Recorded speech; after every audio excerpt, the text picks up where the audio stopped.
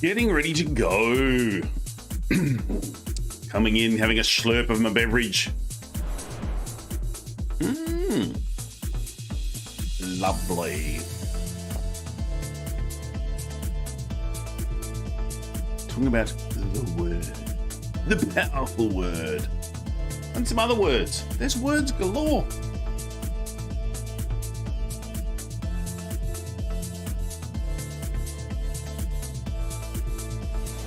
Magical countdown. Dun, dun, dun. Getting ready. Ooh, yeah. Hey, welcome back. It's another exciting episode of the Get Events Online livestream. Hey, Warwick Merry here, triple certified. You've seen the stuff. That's all good. There are words. Powerful words. Powerful words that help identify us. And there's one word that we listen to the most. Hey, before I get too carried away and start talking about words, because they're my jam, if you know someone else in the event space who might get benefit out of this, share it around. If there's a few little tips and tricks you like, share it around. It's all about copyright. When you copy it right. Share the love. Get it out there. All right, let's talk words.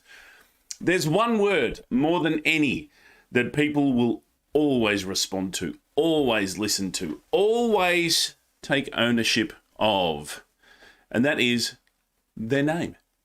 People love a name.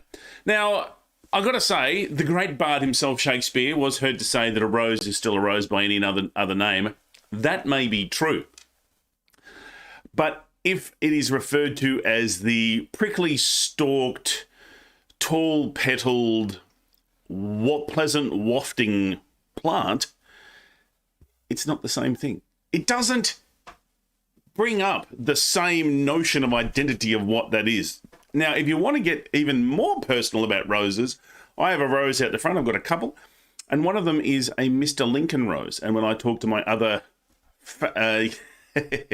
yes, no, Brad's just saying that he doesn't care. Here, let's throw a comment in there. Oh, I'm sure I can do this. Here we go. Stream comments. There you go. Yeah, it's like getting your name right is an important thing. So Mr. Lincoln means that when I talk to my other Rose fans, and yes, there are Rose fans out there, we can talk about Mr. Lincoln. We know exactly what we're talking about. It's not, you know, that rose, the big deep red one that smells nice, because that really doesn't narrow it down. A name has so much power. So why don't we take the time to get names right? Why do we anglicize? And typically it's anglicized names. I'm married to a gorgeous woman whose surname is 15 letters long. And when she moved to Australia, it sort of got shortened to make life easy. Another business colleague of mine from China, when she moved to Australia, was told, oh, you need to anglicize your name. Here's a name that will be much more comfortable. And the name was Green. I don't know how Green came as, not as a surname, as a first name. Why don't we get names right? And let's go another step, because here's the thing. Why do we want to get names right? It's all about inclusion. How do we get people to connect? How do we pick people to talk about ideas? How do we get people to, you know, just at the very least prevent any barriers turning up? And a great way to do it is to talk using their name. It's a way of identifying. You'll turn their head if you're in a supermarket and someone calls out your name, even if, let's say your name's Brad. There's a few Brads out there. I know there's one watching.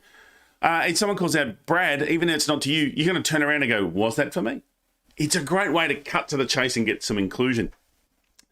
As we as a community and as a society grow, there are other ways to increase that inclusion. And another one is using pronouns. You'll see on if you're watching this in different social medias, Brad's got a fabulous surname. And let me throw the comments up. And so it becomes Hawk, Hack. And the thing is, you can get it wrong. And I do this. Can I tell you, as a corporate MC, I do get names wrong. But I always try and get it right, and I'll talk with a person about it. And if I've done something or announced it in a way that I don't think is that flash, I will say, look, I'm terribly sorry. I know that's not right, but I can't, I respect the name, even if I don't get it right, but I will make an attempt.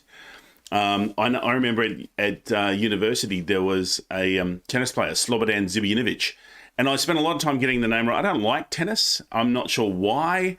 But I think names are important. And as well as names, I think now pronouns are really important. And I wanted to bring to your attention, for those of you who use Zoom, It's had an update of late where you can put your pronoun in. But even on social media, you can put your pronoun in. I like to do it. I've got a few people who are non-binary in my life. It's important to them. It really doesn't matter to me personally, but it's important to be inclusive and support others. It costs me little time or effort. So why wouldn't I do it if it's better for the community as a whole? Now, a few people have said to me, I know there's been an upgrade, but what do we do? Here's in 60 seconds, if you're a Zoom user, this is how you update your pronoun. Okay, this new setting in, what is this? Zoom! Who would have thought? It's me talking about Zoom. Hi, everyone. Warwick Merry here. Just a quick one. And I've had a chat with Margaret in the office, and she's set up our account so we can do this with our enterprise account. You can now change your pronouns. So here, jump onto the zoom.us, log in, go to yourself. So in your profile button over here, click on edit, and it comes up, enter your pronoun. And so I can do something like he, him, and then say, don't ask me every time, always share it. That's always a good thing. I like that. And then you just scroll on down to save, and away you go.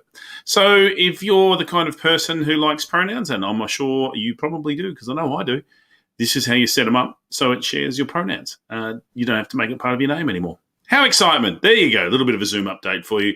Got to be on the latest and greatest 5.7 just released last week. So get out there, start doing it. Woohoo, loving it. That's simple. And that was I'm on the enterprise account, hence me talking about Margaret at the office doing a few things. If you're not on an enterprise account, you can just update that yourself.